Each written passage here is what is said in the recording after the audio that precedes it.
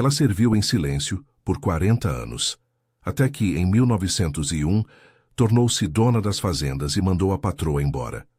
A história corre como se fosse um sopro antigo sobre as folhas da cana. Há cheiro de terra úmida e rapa do açúcar, ao latido distante de um cachorro, e no centro de tudo, uma mulher que aprendeu a esperar como quem aprende a contar o tempo pelo sol. No recôncavo baiano, a casa grande ergue-se sobre um platô de terra batida, imponente e cheia de sombras. O calor aperta o corpo e faz o ar vibrar. O mangal estala sob o sol e o ruído rítmico da enxada mescla-se ao gemer das rodas que carregam o açúcar. É nessas redondezas que Benedita nasce e cresce. Filha de Joana, lavadeira de mãos grossas e olhar firme, ela aprende cedo o peso do serviço. Lavar, cozinhar, cuidar da casa grande, como se a própria vida dependesse da precisão dos seus gestos. A mãe morre no parto. Benedita fica. Tem marcas que se imprimem na alma sem alarde. A primeira humilhação pública vem através de uma xícara. Dona Mariana Ferreira da Costa, senhora da casa, adora impor pequenas humilhações, porque quem manda sabe que a humilhação torna o poder visível. Numa tarde em que a casa estava vazia de vozes, Benedita serve café na varanda. Dona Mariana inclina a xícara, faz menção de provar, e por capricho ou desprezo, chuta o pires. O porcelana estilhaça aos pés de Benedita. Ela abaixa a cabeça, recolhe os cacos com as mãos que já conhecem o corte do calçado de couro, e a família ruidosa da casa assiste, sem mover uma palha. Há risos abafados, um comentário de desprezo. Benedita permanece em silêncio. A dor fica dentro dela. Se essa história já te toca de algum modo, fica comigo até o final. Inscreva-se para mais narrativas como esta. A infância de Benedita é de observação. Enquanto as outras meninas repetem ordens, ela observa as letras rabiscadas nas contas da casa. Copia, sozinha, os traços que vê nos papéis que passam pelas mãos do administrador. Encontra um livro escondido no sótão. Não um romance, mas um caderno antigo. Um registro de nomes e dívidas, páginas amareladas que cheiram a poeira e umidade. Ler para ela é um segredo de resistência. Aprender a juntar as letras é como aprender a manejar uma chave que abre portas que ninguém imaginou que uma escrava poderia abrir. O encontro decisivo acontece na biblioteca pequena e esquecida da casa grande, onde o filho da dona Joaquim estuda. Joaquim é diferente. Não tem o cinismo da família, tem perguntas. É jovem, de pensamento inquieto, e traz consigo livros que cheiram a cidade. Quando descobre que Benedita lê, primeiro por acaso, depois por escolha, não a entrega. Em vez disso, torna-se aliada. Ensina-lhe as palavras que os contratos usam, explica o sentido de testamentos com uma paciência impressionante. Introduz a ideia de que papéis podem valer mais que as palavras proferidas sob um lampião. É ele quem, entre murmúrios e confidências, sussurra sobre um documento guardado. Um testamento do falecido coronel Antônio Ferreira, escrito há anos, que reconhecia uma filha, Maria, e atribuía-lhe parte das terras.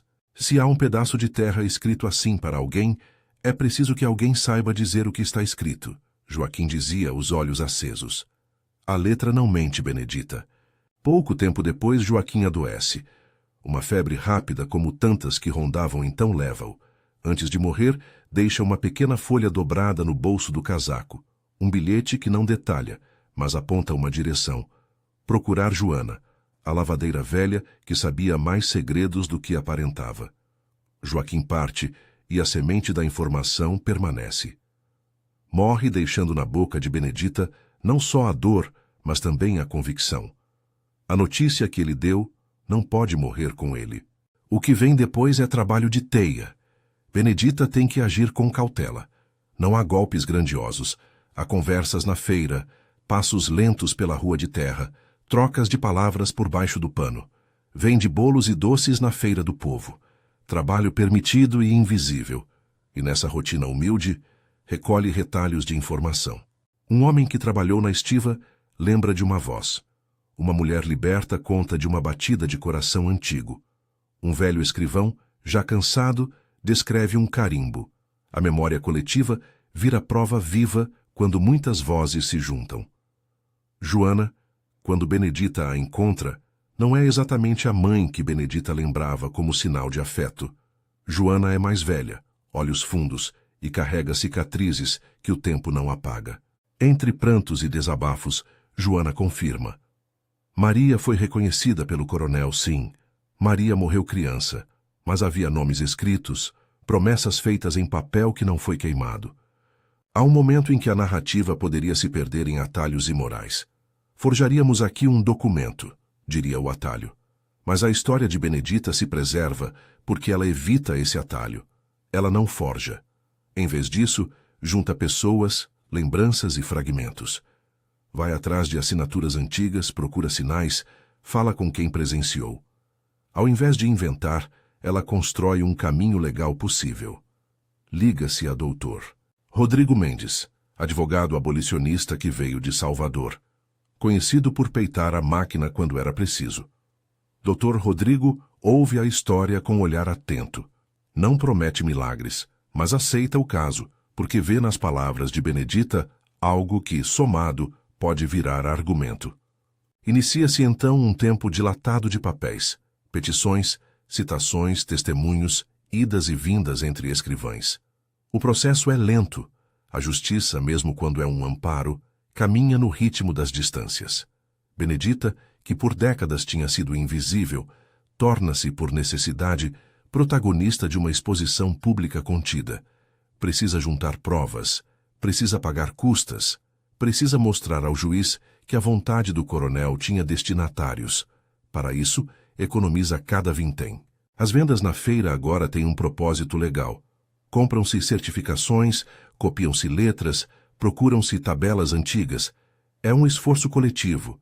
Libertos e vizinhos ajudam, cada um dando o que pode. Há reticências, há medo, mas o que Benedita oferece é mais forte que o medo. É a possibilidade de justiça.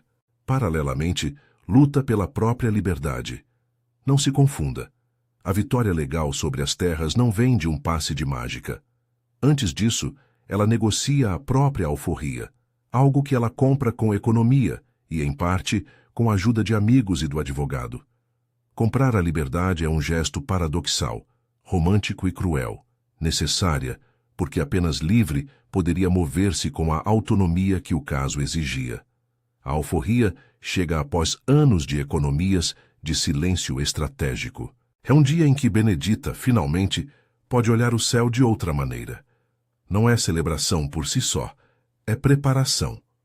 Quando o tribunal finalmente reconhece, num veredito parcial, que havia direitos a serem deferidos, 2 fazendas, numa das decisões mais relevantes do processo, não é o fim do caminho, mas uma virada. Benedita, agora com posse jurídica de parcelas significativas, aprende a cuidar de bens. Administra com mãos práticas o que aprendeu ao observar a casa grande por décadas. Mas a ascensão econômica não significa um apagamento do que foi sofrido. Ela sabe que o poder traz responsabilidades e escolhe usá-lo com cálculo moral. A sua estratégia é astuta, porém dentro das regras. Em vez de buscar uma expulsão imediata e cruel, Benedita transforma-se em credora formal, empresta pequenas quantias, compra títulos de dívida legítimos, operações feitas à luz do registro, que vão fazendo com que, a pouco e pouco, Dona Mariana se veja financeiramente encurralada. Não é vingança gratuita, é reconfiguração de posições que, por décadas, foram invertidas no sentido mais brutal. A cada papel assinado, a cada cobrança legalmente feita, a dinâmica muda. Quando uma dívida não é paga, a execução ocorre conforme a lei da época, oficial de justiça, notificação e ato público. Chega o ano de 1901. A Praça da Vila enche de gente. O murmúrio corre em ondas. Há curiosos que vieram só para ver a cena inusitada. A antiga escrava à porta da Casa Grande, recebendo o cumprimento formal do oficial. Dona Mariana, outrora altiva, agora veste um despojamento que não é de escolha, mas de perda. Há silêncio antes do movimento. Benedita observa a mulher que a humilhou por décadas. Entre ambas não há gritos. Há a quietude de quem entendeu que aquilo seria um ato documental, um lugar público onde a justiça apareceria com sua face legal. Quando a ordem é lida, que a desocupação deve ser cumprida, não se trata apenas da expulsão física. É a inversão simbólica de papéis. A escrava que serviu por 40 anos agora conduz o processo que impede a permanência da patroa na casa que outrora representou o domínio. Mas Benedita, fiel às suas escolhas éticas, determina um gesto que evita a ruína total. Fornece uma pequena casa na vila para Dona Mariana, assegura que ela tenha abrigo e institui uma pensão modesta. A decisão espanta aqueles que esperavam uma vingança sanguinária. Benedita escolhe justiça transformadora. Eu não vim para destruir, ela diz em voz baixa quando alguém pergunta. Vim para corrigir o que não podia mais suportar. A comunidade observa atônita. Alguns aplaudem em silêncio. Outros murmuram críticas. Há quem veja nela uma força nova, uma possibilidade de recomeço para muitos. Benedita, agora senhora das terras, decide por mudanças práticas. Substitui o regime de trabalho forçado por contratos de trabalho assalariado. Cria horários, paga salários, institui pequenas merendas para os filhos dos trabalhadores. Promove a alfabetização entre os adultos. Ela mesma ensina em tardes de sombra as letras que lhe salvaram a vida. As fazendas não viram paraísos instantâneos, mas deixam de ser lugares de terror rotineiro. Há passos lentos, resistências e acertos. Na vida pessoal, Benedita casa-se, forma família, e suas noites não são mais marcadas por medo. Ela planta em terra que antes só servia ao lucro alheio. Os filhos correm onde ela antes revezava entre tarefas domésticas e recolhimento de lenha. Mas a memória dos anos de silêncio permanece, e Benedita cuida dela como se cuida uma ferida que cicatrizou, mas que nunca pode ser esquecida. Decide que a história deve viver, ergue uma pequena capela na fazenda, convoca sepultamentos dignos, marca o solo com uma cruz singela quando a vida chega ao fim. Quando Dona Mariana morre, o enterro é discreto, mas Benedita ordena uma cruz simples, nada de pompas. É um gesto que diz muito, humanidade sem ódio. O legado que perdura não é apenas material. Décadas depois, as conversas na feira ainda lembram do dia em que a Casa Grande mudou de donas. Crianças aprendem a ler nos bancos que ela construiu. Histórias sobre coragem e paciência se misturam ao cheiro do bolo vendido por suas filhas.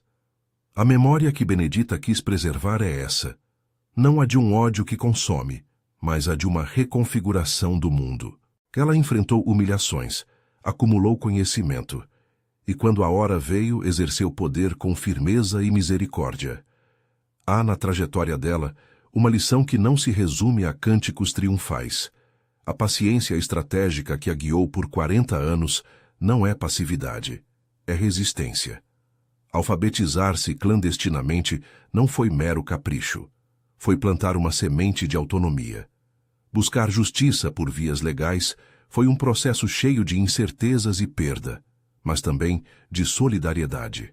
O ato final, mandar a patroa embora, foi para Benedita menos um gesto de vingança do que a concretização de um princípio. Dignidade tem que ser restaurada.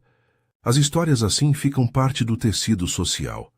Em terreiros, em feiras, nos bancos da praça, as pessoas repetem versões. Alguns acrescentam detalhes, outros os suavizam. A memória popular, que tensiona entre o acontecido e o mito, fixa o ano de 1901 como o momento da virada.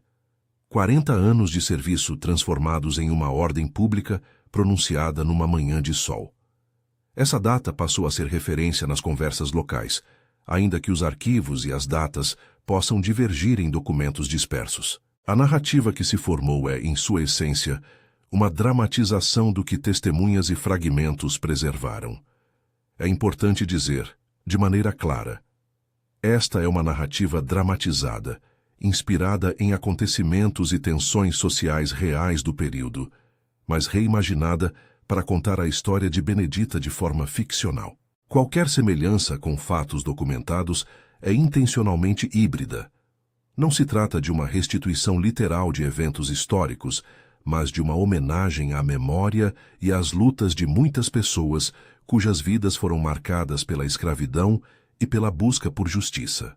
No fim, quando as noites se acalmam e a cana solta o seu perfume no entardecer, o que permanece é a lembrança de que a dignidade foi restaurada não por um acesso repentino ao poder, mas por uma soma de escolhas.